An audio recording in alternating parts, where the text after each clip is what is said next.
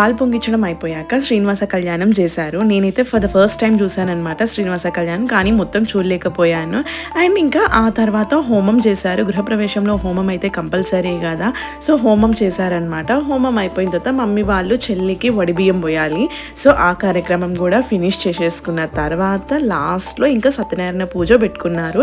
And ఇవన్నీ అయిపోయేసరికి almost afternoon 3:30 అయ్యిందనమాట. ఇంకా వచ్చిన రిలేటివ్స్కి అయితే టైంకి అన్ని భోజనాలు అయితే పెట్టేశాము. కానీ వీళ్ళు మాత్రం మార్నింగ్ 6 నుండి ఈవినింగ్ 3:30 వరకు కూడా అసలు ఏమీ తినలేదు. అండ్ అప్పుడు సత్యనారాయణ స్వామి ప్రసాదం ఇచ్చిన తర్వాత అది తిన్నారనమాట. ఇంకా లంచ్కి అరౌండ్ 4 o'clock అలా వచ్చారు.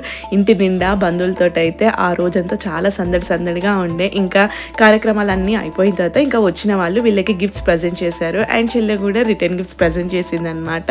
గృహప్రవేశం అయితే మొత్తానికి చాలా సంతోషంగా అద్భుతంగా జరిగింది.